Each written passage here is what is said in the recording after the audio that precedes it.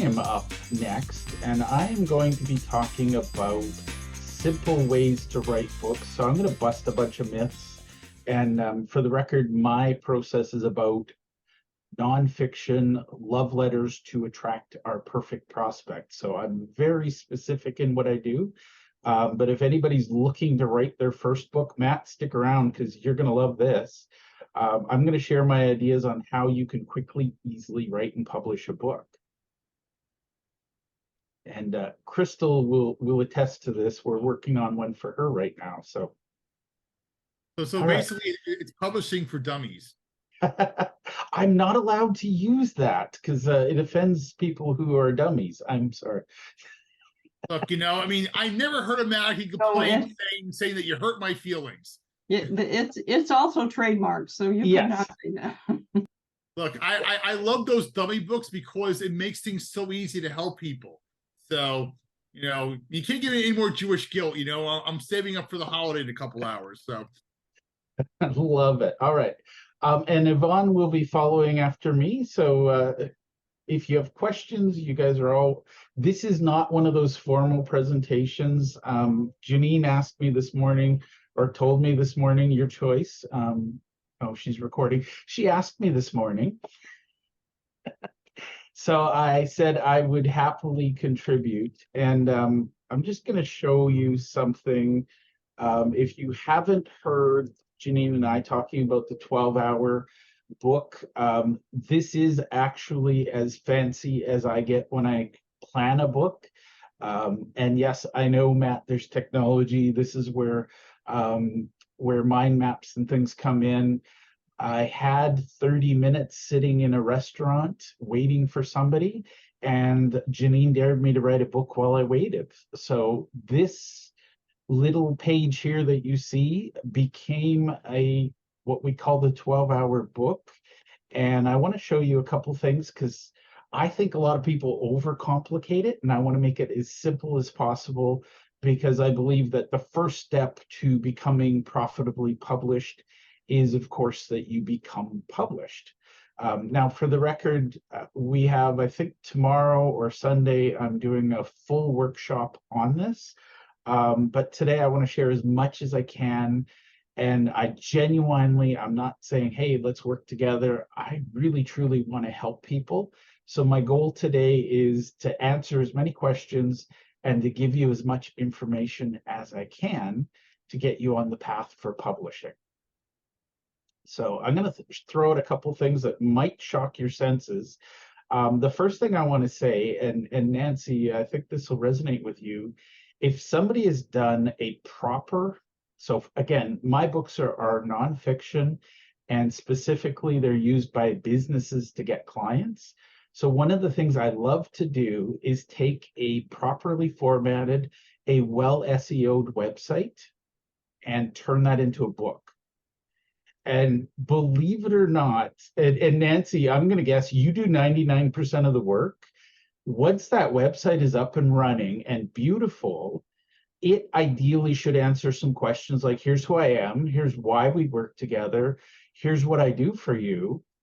Those are all chapters in a book.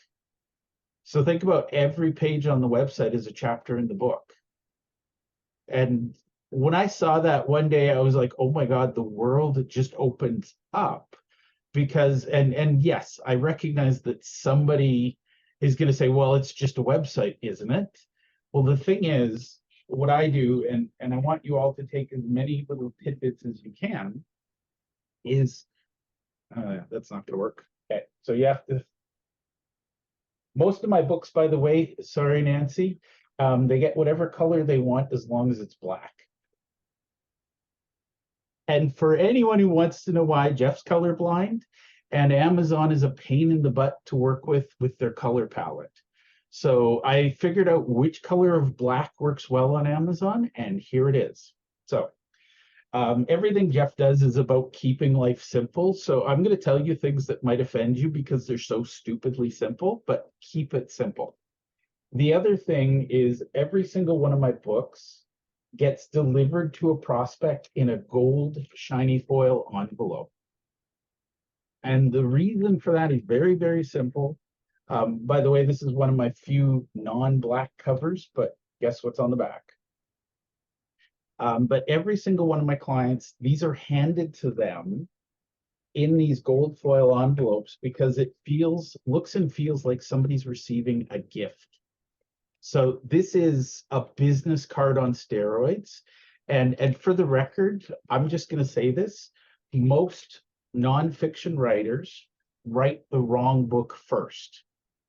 And I did that myself, so I can stand up here and say, the first book I wrote a guide to how accountants could grow their accounting practices.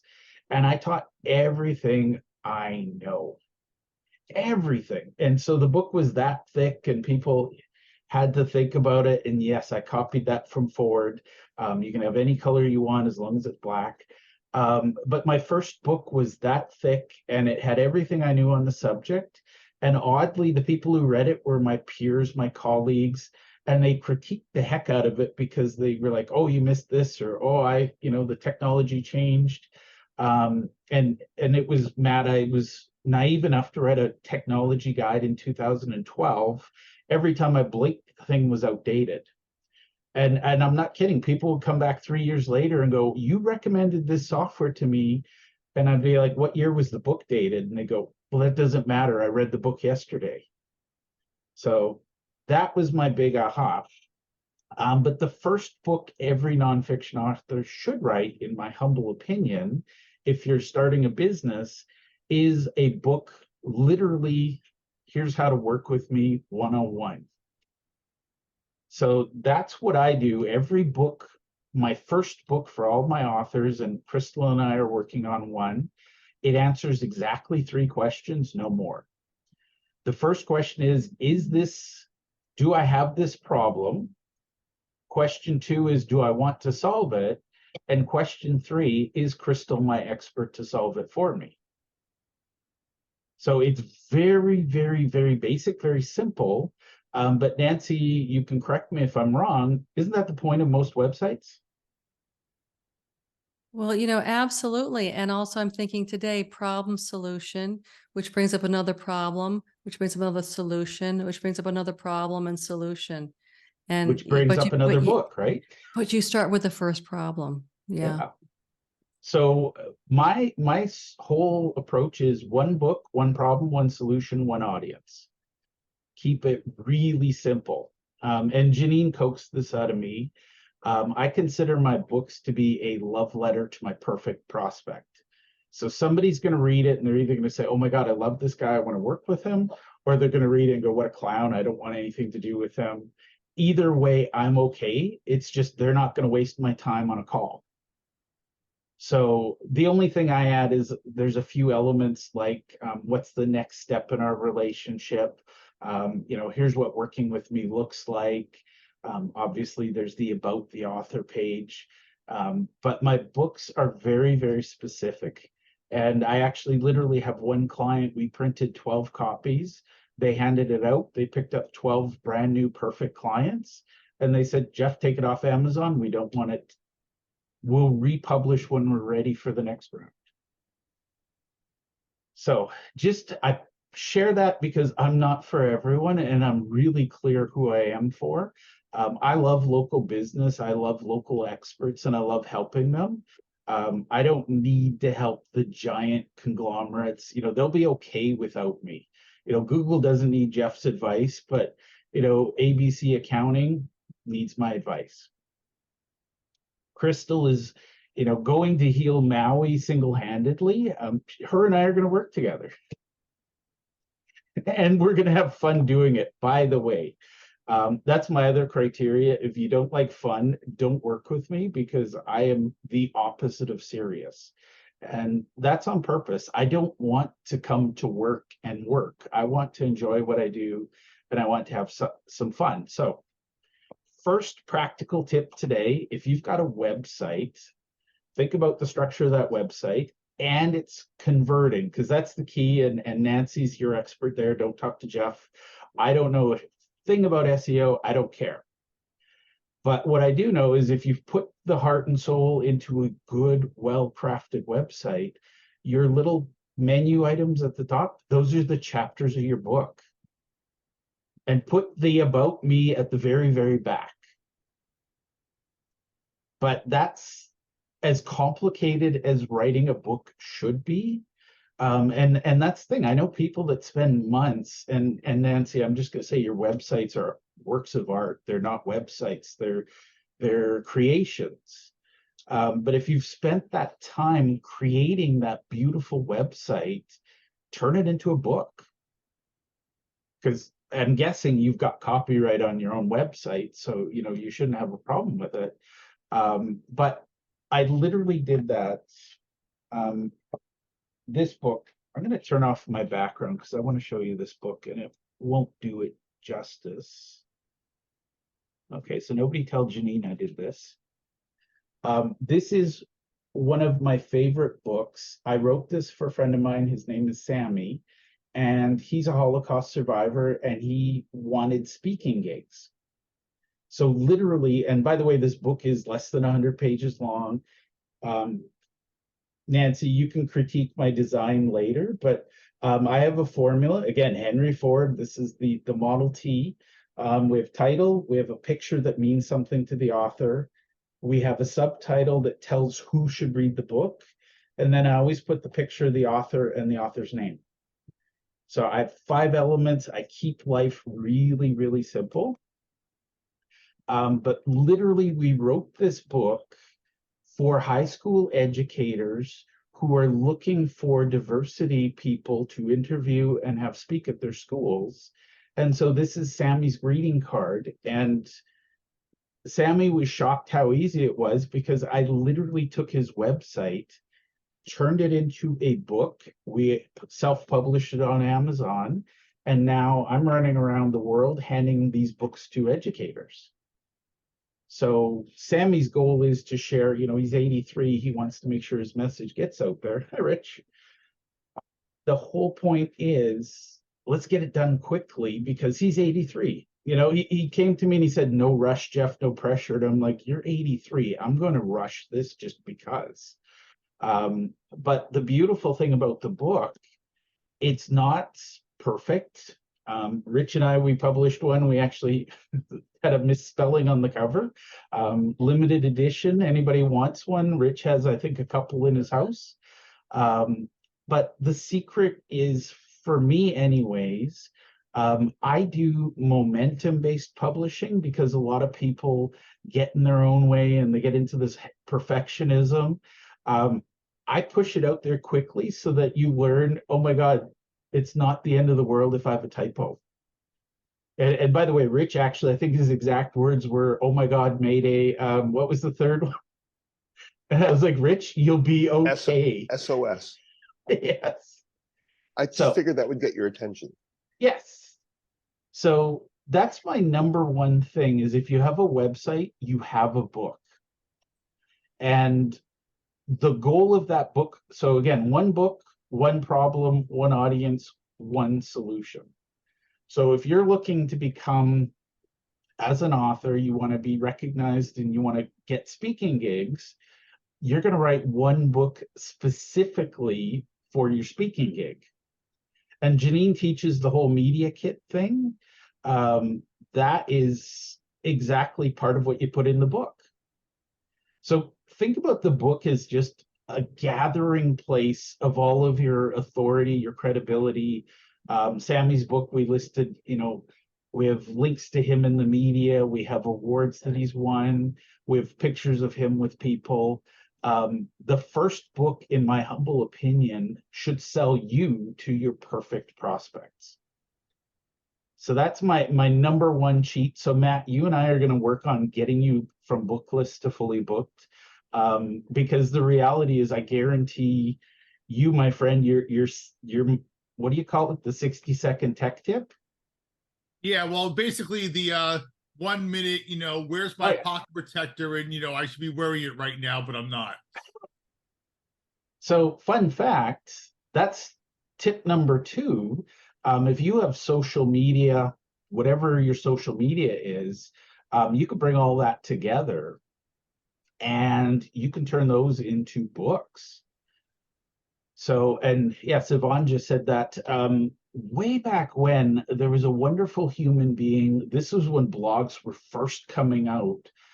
There was an author who wrote a book called Blog Your Way to a Book, and she used the blog to create the book. And I went, that is genius. I can't remember, but that put me on the path to where I am today. I plan my social media out. I plan my podcast.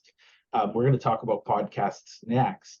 But if I plan out my social media, problem, solution, you put 10 of those together, you got 10 chapters of a book, there's a book. And I'm just going to say this for anybody who's thinking about writing a book. I have my 10th grade English teacher, Mrs. Jeffries. She really, really saw potential in me. And I feel like that was the worst possible thing because she sent me off to special classes. She held me to a higher standard. And it literally paralyzed me that whenever I sat down to write, I'd hear her voice in my head nagging me to get it perfect. And I know a lot of people, there is nothing more terrifying than a blank page. Anyone else afraid of a blank page? I love editing. I hate creating that first draft. So one of my little secrets was to speak the book. And I say it directly to the people that I know and like.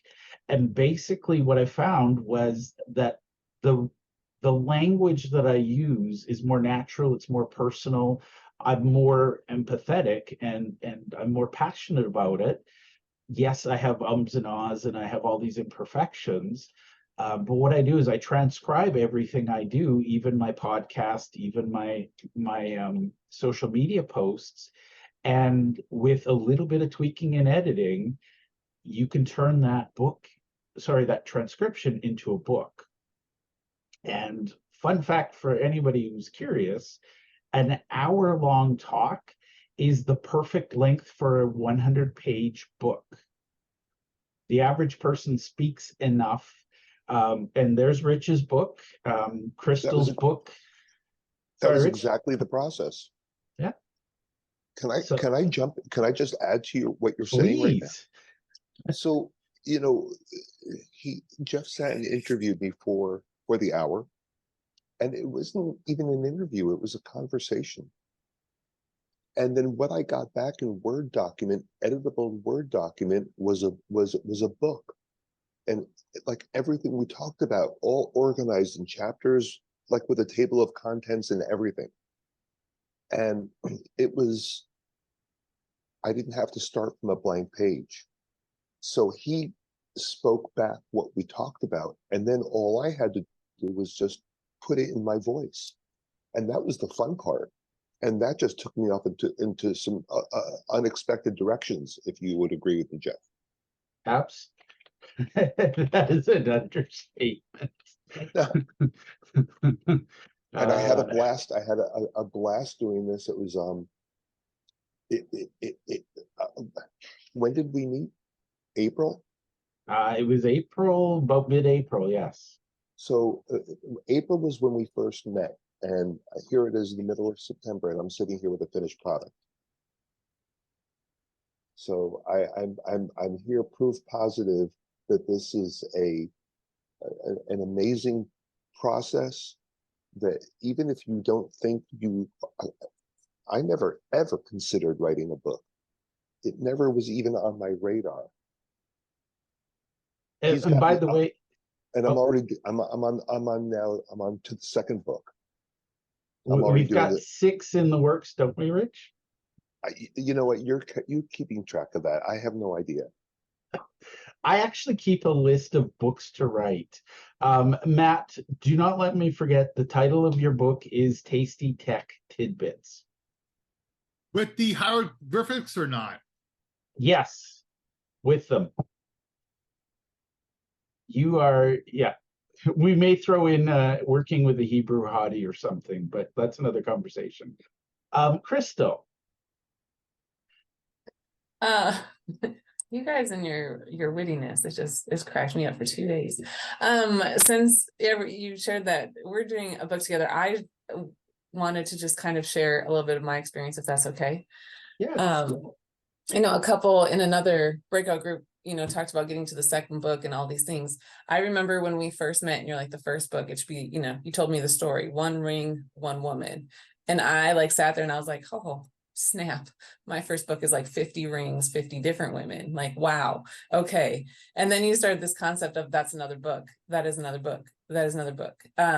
And I have found since talking with you, when I do get overwhelmed with like clients, or if I'm meeting with clients and I don't have time to sit and work on my own stuff, I have some clients where I've been working with them for years, so we have a great relationship, but things will come up that are repeating conversations I have with people, and we record, and then I transcribe and take my stuff out, and has just so much content so easily. So I do want to add, Jeff is not for everyone.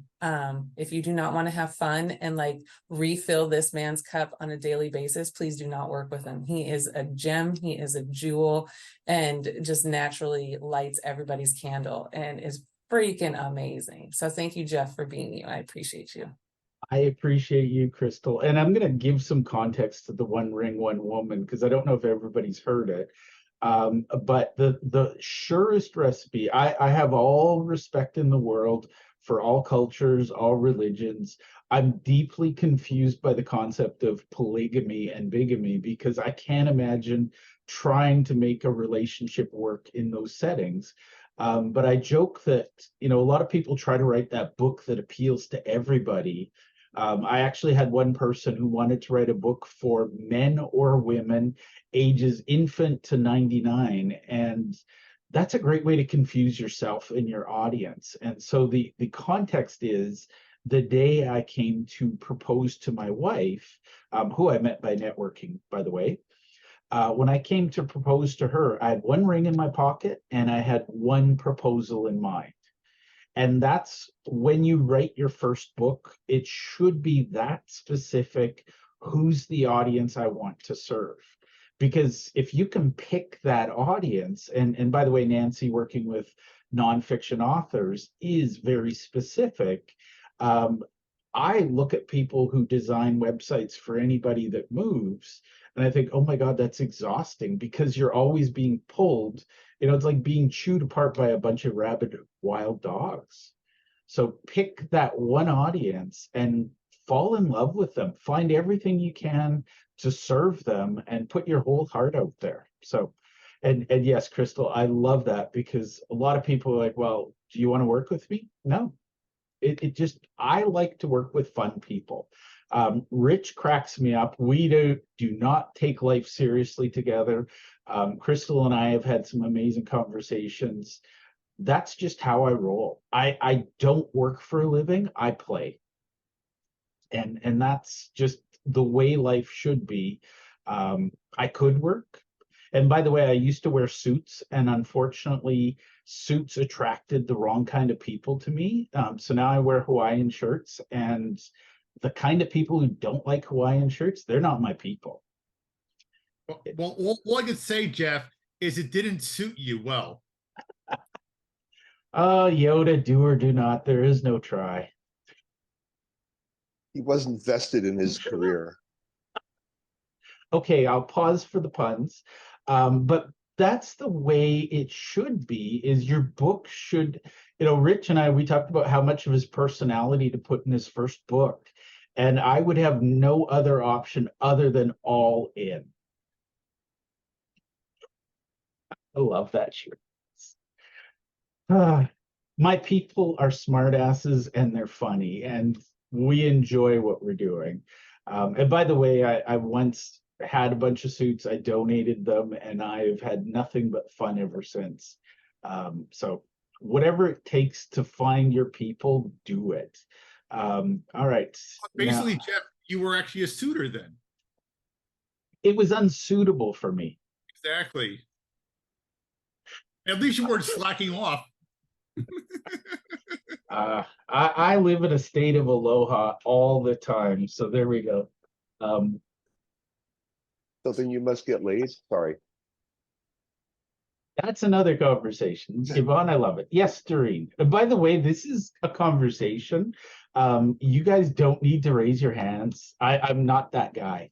I promise. Thank you.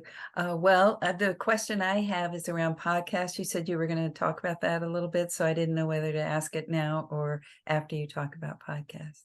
Let me get to podcasts. We'll be there in a minute, I promise. Okay. And by the way, everything I'm teaching you is quick ways to write books. So if anybody wants to know Jeff's credibility, Janine's book, by the way, Janine came to me and said, Jeff, I dare you to write a book. And her request was the 12-week book process. And I looked at her and said, I have no idea how to take 12 weeks to write a book. I'm not bragging. It's just I have OCD and I have a bunch of wonderful, weird things in my DNA that makes this possible. I said, I'll do a 3-hour book. And she said, Jeff, as a marketer, I can't sell that. Nobody will believe it. So we compromised and we created the 12-hour book. And it's literally a book about how to write a book in 12 hours. I always have to tell it and be honest about it. It took us 4 hours from start to finish to publish it. So that's, and by the way, that's Jeff's weirdisms, but here's the secret. I only write about stuff I love, and I only write about it to people I love. So my people, I know them, literally if I was to write a book today, it would be to Rich or to Matt or to Crystal or to one of you. That's how specific my books are. And again, if Sammy's book, we want to get him on stage, so we wrote it specifically for high school principals. So my next quick cheat, this was an accident, and I always tell people this was an accident, but it was a fun accident. I had some work to do. I was invited to speak at a conference, and this was just when COVID was becoming a thing. And the parameters of the conference literally changed day by day. First it was, well, we're not sure if we're going to do breakouts. And then it was, well, we're not sure if we're going to do live. And then it was, we're going to do Zoom. And then it became something else. And they kept changing what they wanted. And I said, I'm just going to help you out here. I'm going to take the presentation I had, which is what I did. I had my Death by PowerPoint all prepared. I recorded the presentation and said, here, you can just give it to them whenever you have time. And they said, well, could you give us like a handout or something written? And my intention was to create just a notes page. It wasn't meant to be anything, but I sat down, I was watching cartoons with my kids. And I had the transcription of my recorded talk, and I had my slide deck, my transcription, and I dropped my slides in on top of the verbiage. And I realized after about half an hour, I'd accidentally written a book. And then they said, well, we want it to be a workbook. So then I went and I took my slide and my verbiage, and I created a blank page with lines on it, which Word does really well. And I said, there you go, there's your workbook. And I said to my wife, I think I accidentally wrote a book. I don't know if this works, but I said, you know what, I'm watching cartoons with my kids. We were only halfway through the show. In the next half hour, I did the same thing with another presentation, and magically I had a second book. And yes, there were typos, there was grammar issues, whatever. But if you're a professional speaker, or if you're just speaking at the local chamber, you're way more memorable if you show up with a copy of your book rather than you're just the person with Death by PowerPoint. And so what I found was that opened up a whole bunch of doors for me. It got people excited. But now every time I create a talk, the first thing I do is I create a small little book out of it. But then the second round, I turn it into an 8.5 by 11. You can't see it, but an 8.5 by 11 workbook. And just imagine, and by the way, if anybody doesn't believe that I'm a recovering accountant, I went to my local print shop and I was going to do the, I used to do the little binding with the little plastic clip. And I went to the shop and I was going to get these slides printed in color. And they quoted me $50 a book. And I was like, well, it's a booklet, let's be honest. It's going to look homemade, as if, I could do it at home. I have a binding machine. Just for laughs, I threw it up on Amazon and it was $3. And I went, $3, $50. And with Amazon, you get that professional bound look. So now whenever I do a speaking gig, I show up and I give them a copy of my book and a copy of my workbook.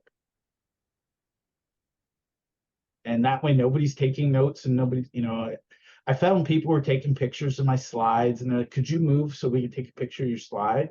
And it's like, it's in the book. But Janine talks about workshops and talks about monetizing them. I put some of these books up on Amazon. They're like 50 pages. I'll sell them. Amazon's maximum price is $250. But what I do is I'll sell the workbook, and people get a free workshop on the end of the workbook. So if they bought the workbook, there's a link to connect with me, and it becomes a nice little book. So questions, comments before we get to podcasts, because podcasts, I promise your brains are going to explode. Rich, are you eating popcorn? No, I'm having Turkish dried figs. Ooh, that's a very festive Friday snack. Yeah, he's figured it out. And the thing is, that's not just a figure of speech. Oh, Matt, you are priceless. Your jokes are all dried up. He's Look, a treasure. We need to bury him.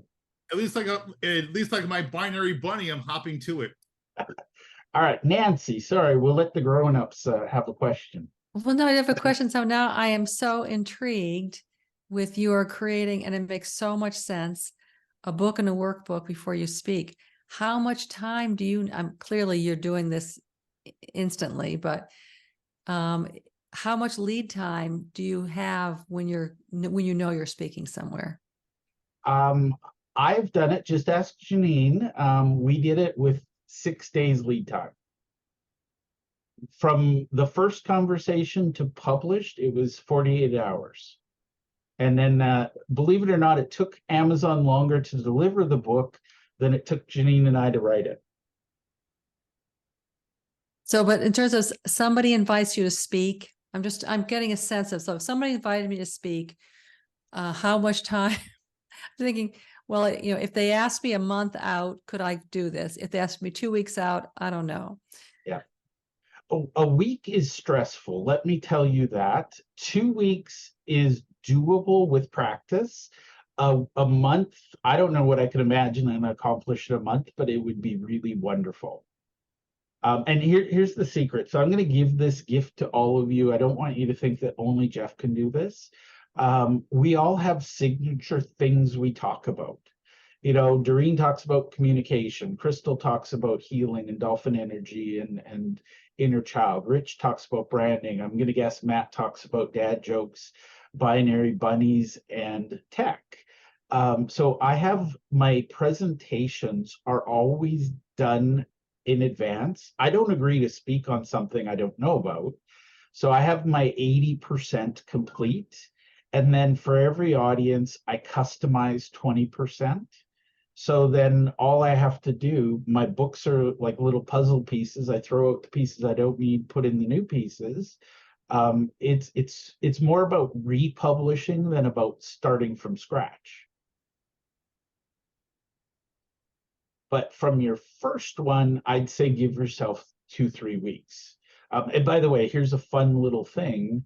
Amazon, I use Amazon exclusively because it's quick, it's easy, and I've figured out how to do their stuff. If you order 25 or more copies of a book on Amazon, it can take weeks to get it. So I always order 25 or less, and my record, I got them the day after I ordered them. So believe it or not, the number of copies you order determines how long it takes for them to arrive. So if I need 100 copies because I'm speaking at a big group, I'm going to order four loads of 25.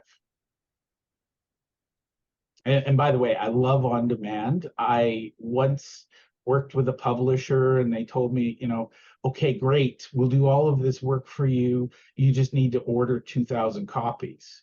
I was like, well, what the hell would I do with 2,000 copies? So I never order more than 25 unless I'm speaking somewhere. So that was my biggest secret. And I share that widely because not everybody wants to work with me. Not everybody can afford it. But if you've ever spoken somewhere and you've put your thoughts to the presentation structure of PowerPoint, that's a book. And just think, it's just like a website. If you think about it, there's the about me, there's the why listen to me, here's what I want you to learn. And by the way, death by PowerPoint's a terrible thing. I never do more than 3 big ideas in one slide deck. And for each of those, I always give 3 tips so they get some ideas and things like that. But it's really easy to create a book from that. So any questions on that before I blow your minds with podcasts? Doreen, you are going to love this. Yes, Elaine. I was intrigued about your ordering 4 loads of 25. And in what kind of sequence? 4 at a time on the same day, or do you do it on a? Okay. I will literally go on Amazon back to back and I'll order 25, 25, 25. Yeah. And I'm not kidding. They'll get here faster than if you order 100. That's a fabulous tip. So back to Nancy, if you've got a speaking, so I'm going to give you a real example. Janine was going to a local event and it was for certified diverse owned businesses. And everybody was, talking about what they needed to prepare to give to these big companies. And I said, why don't you write a book? And this was like Thursday afternoon. And she said, Jeff, it's next Thursday. It's not possible. And I said, just never say you can't do something to Jeff, because I have this special stubbornness. I said, you know what? I bet we can do it. And she said, no, Jeff, it can't be done. And I said, Janine, I have a gap in my calendar this afternoon. I have an hour. So I'm not kidding. We met for an hour. We recorded it. I spent a few hours editing and polishing. And the next day I shared it with her and she gave me some feedback. And Saturday morning it was officially, so Friday we submitted it for publishing. Saturday it was approved. Sunday she ordered it. It arrived Thursday morning. As she was leaving, like literally the Amazon guy was chasing her down her driveway. So she went to the event with 25 books in hand about her white glove publishing and broadcasting. So again, Janine would not have done it on her own because she's very busy. I would not have done it without Janine's egging me on and saying it can't be done. But my personal record, I think I published 8 books in a week. So when I say that writing a book is easy, I'm not talking about Pulitzer Prize. I am never going to win an award for my books, and I don't care. What I care about is if Rich sends a book to somebody and they say, oh my God, Rich, we need to hire you. I will cry tears of joy for Rich, and we're going to give each other hugs virtually, because that's exactly what our books do. So does that answer your question in a roundabout way, Elaine? All right, and Matt's eating cake. That's just, love it. Okay, I'm going to launch into podcasts, and this took a lot for me to process, but once I figured it out, I couldn't unsee it.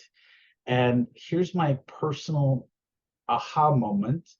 Every single podcaster I've met, they're either really curious about people or they've got a story to be told.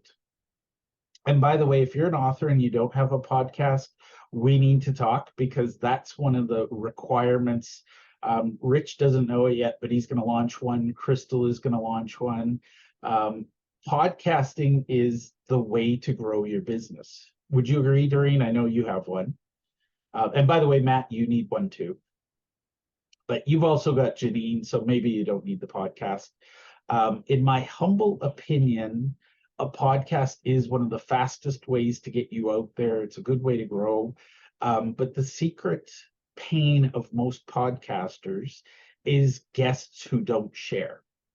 Is it fair, Doreen, that at least half of your guests never comment, never share, never do anything with the podcast? So that's the thing. I should unmute because it feels like we're having more of a conversation now. For sure, yes. Yes. And that's the thing. It's your podcast, so why would I promote it, right? And by the way, I'm a networker, so I see it as our podcast, and I'm going to promote it because it's good for both of us. Unfortunately, there are a lot of people who, you know, their agent, their VA, somebody told them, oh, you should guest on podcasts.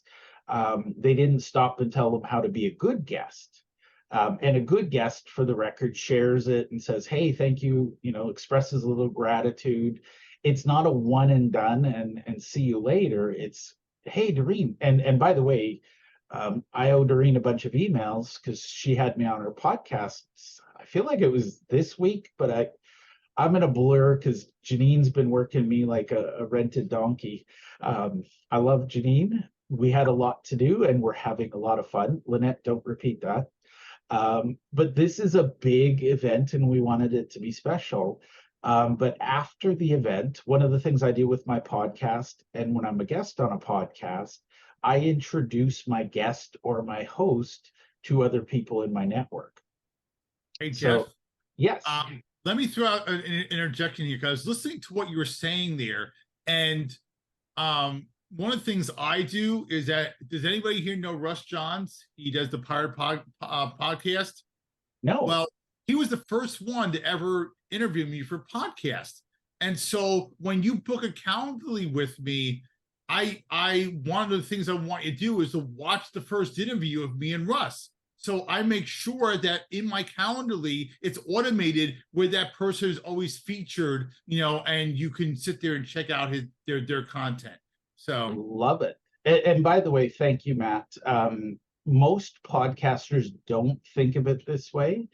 I personally see my podcast as a network relationship building tool. So I love nothing more than connecting past guests with current guests. I actually have a private LinkedIn group where all my guests get to meet each other. So when an episode goes live, they're introduced to the others in the group.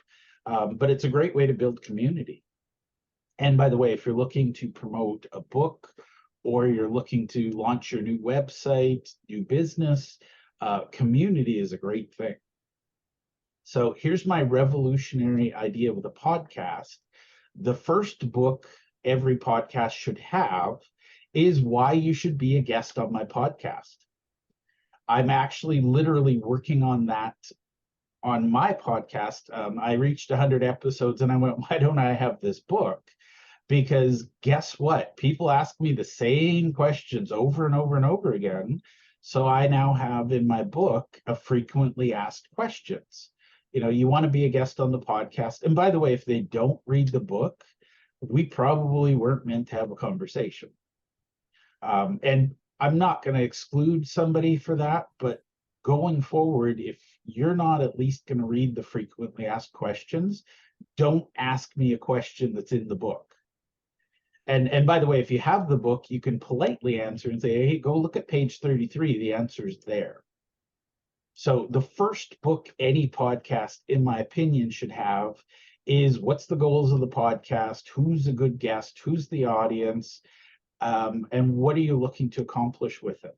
Basic marketing, who's your audience and who do you serve and how do you serve them? The second book should feature, and by the way, this is where it gets magical, every 10 podcast episodes can become a book.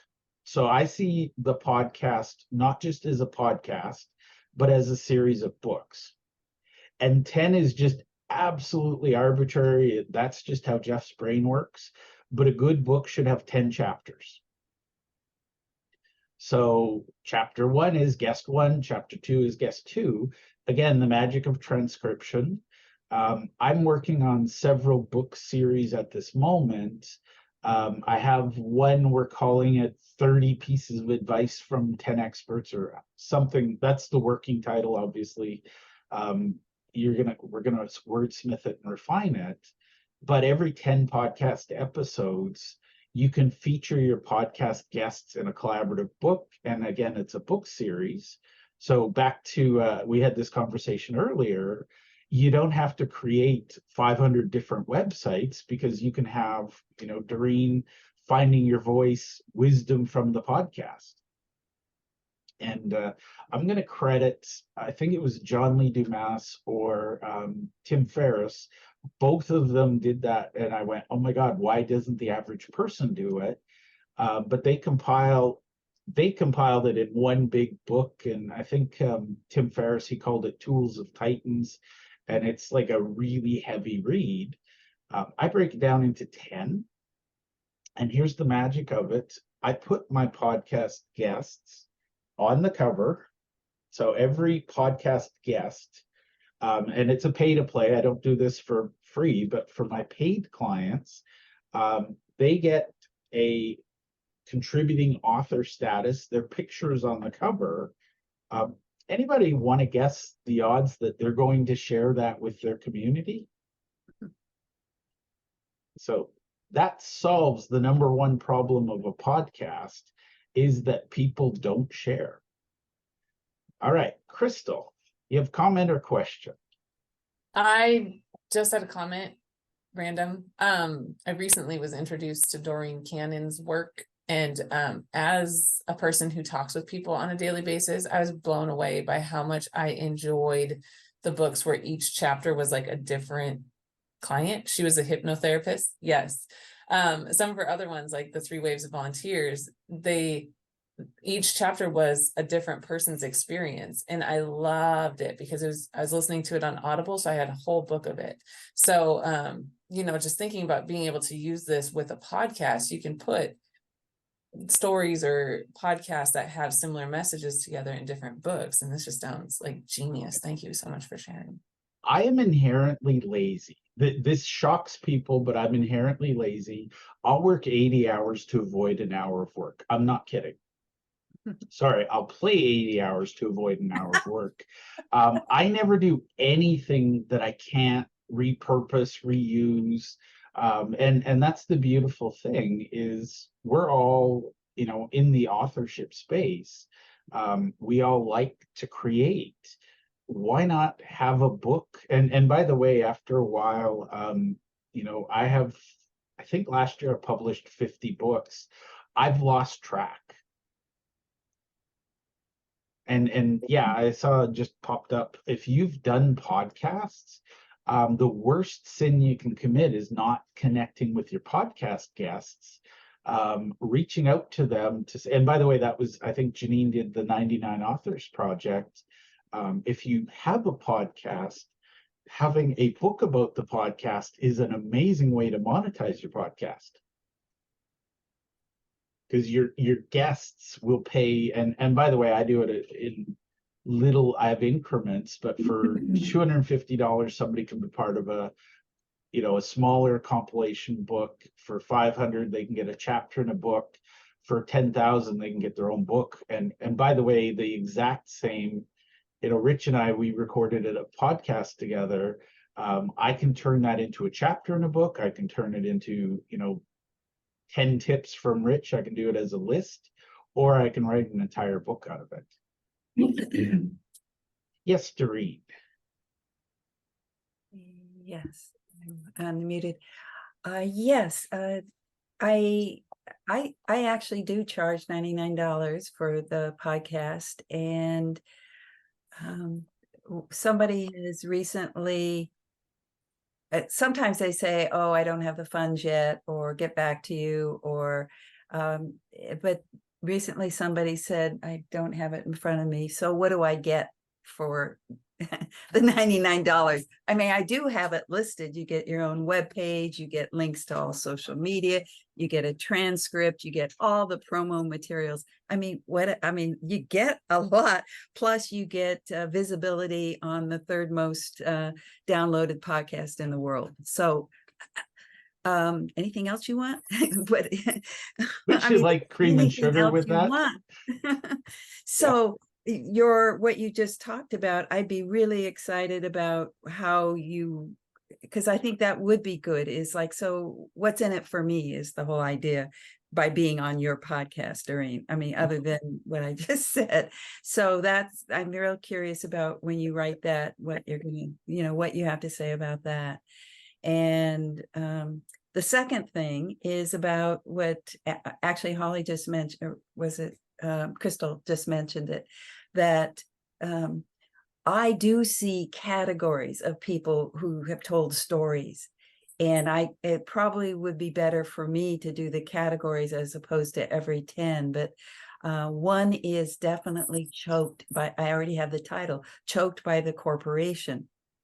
People who just could not survive because it wasn't their true voice and they had to get out, and the journey to leave. And I have all sorts of podcasts of stories of people who did that, men and women. So it's like, I can't wait to do the choked by corporation book, but it's okay. So for me, it goes, I have to go back. Yes, I had the transcripts, but it's so much work. So that's what I'm up against in terms of my excitement. And then I have people who actually have terrible trauma, terrible abuse when they were younger. And I have something, I don't quite have the title for that. And then I have people who are trapped in marriages. So it's all feels like there's something about being trapped in a certain situation where they can't get out of. And my podcast is about how they got out of it. But they first have to say where they were. It's not just, hey, I'm out of it, hello, and that happened way back then. I take them back to tell the story so that it gets real. Mostly the people who are listening will get, it's possible. Look at where she came from and what she could do now. Couple of comments to that directly. Number one, take a look at my podcast link. You are all welcome to be on my podcast. I'm not here to pitch that. But copy the text that I use. You're welcome to it. But the thing is, for you, Doreen, you can reach out to past guests and say, hey, we haven't talked in a while. I'm doing a book project. Here's what I'm looking to do. Yes. If you'd like to invest, here's what it looks like. Don't do any work until somebody gives you money. Oh, that's the Janine note. Yep. Janine and I are separated at birth on that concept. And I had to learn that lesson the hard way. But don't do anything until somebody raises their hand and says, yes, I'll do it. Lovely. Okay. Got it. All right. Matt, you had a question or comment. Well, I'll just throw in snide remark, just to sit there and get it out there. So I also, just to clarify something you said, and I'm sure right now you're earning it because of what you're drinking. So you are not lazy. It's called working smarter, not harder. So there is a disparity there. So I'm highly effective and highly efficient, but at the end of the day, it's because I'd rather spend time with my kids than working hard. So yeah, but if you're intelligent enough to do that, fine.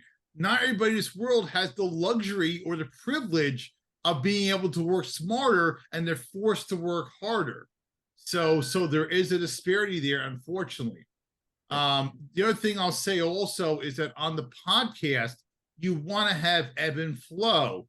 And so that to me is important. Even when I did Russ and my first one, he was my first one. You always remember your first. So who is Ebb and Flow? Where can you find him or her on the internet? Just I don't know. Is that kind of like Ebony and Irony, and harmony and things of that nature? I remember that song. So that to me is important, and that should be the case with anything in life. Conversations have to work two ways. It can't be a one-way dead end with a roadblock and a detour. So I'm talking to all you narcissists out there, damn it. So anyway, By the way, Matt, talk to Crystal about narcissism. I think you'll get some education. All I can say is, oy vey, I come from a family of narcissists, and I'm the only empathetic one. Like Shaka Khan, I feel for you. So But also, like, even when I was helping Nancy, I agree with you. To me, I equate it to like, you know, like remember a kid and you go like to the food store and they have those rides, you gotta put the quarter in to have the you know, the ride start going for you. Same thing, you gotta sit there and put quarters on the Met ride before I start working for you. So I totally agree about that. And to me, it shows that you care, you know. So anyway, I figured I'd throw out those 2 cents and, you know, think. Love it. All right, Chris, you had a comment or a question? Yeah, I'm just wondering how you kind of prepare people for a podcast. And is your podcast a pay to play? Is that right? Yes. It is. Okay. So I have a free option. So I'm going to be really blunt, and this is full disclosure. My podcast is my filter for who I'm going to work with. And I know with 100% certainty, the free guests are never going to be good guests. And I don't mean I'm not judging them as a human. It's just if they haven't paid anything, they're not likely to share it. So that's my number one thing is somebody who's on my podcast, I will do it for free all day long if they're good and they're willing to share it. But I know for a fact the people who look at it and say, because I get a lot of requests from VAs who are like, oh yeah, so-and-so wants to be on your show. Can we have the free link? And it's like, you know, thank you, but no thank you. Because if they're grinding me right out of the gate, I know for a fact we're not going to have fun together. I'm going to spend a lot of time on them. So I put that there as a test. And for the record, any of you that are looking at my podcast and you want to be a guest, please click on the free link. I'm not looking for you to give me money. I'm just telling you that for the strangers, if they don't want to pay me if they're not willing to put the quarter in the jukebox, I don't play a song. But when somebody says, yes, I'm in, I have videos, I'm working on a book. I have a whole bunch of stuff on my website that gets somebody ready for the podcast. So I ask the same questions. I tell them what to expect. And based on how they choose, it determines their podcast experience. So I have like a very basic free, you get on my YouTube channel and that's about it, all the way up to $1,000 an episode where I promote that to a couple million people. So there's a different level based on different needs. I also, again, I'm a philanthropist. I love helping people. So for good, interesting people, I'll work for free all day long. I'm not kidding. Ask Janine. I work for brownies. Whenever I send her an introduction, she sends me brownies. Kidding. Not kidding. I posted that on LinkedIn. I said I worked for brownies. I believe, so I'm naive enough to believe that I can change the world, and I'm stubborn enough to believe that I actually will. So my podcast is, number one, it's how I meet new people, but number two, it's how I introduce new people to my community.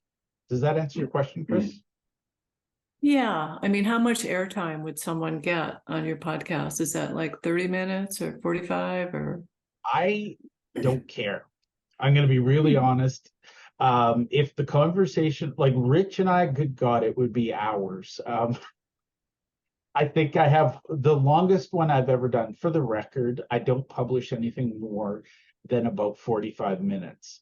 The average is about 20-25 minutes, but minutes don't matter. It's the quality of the conversation.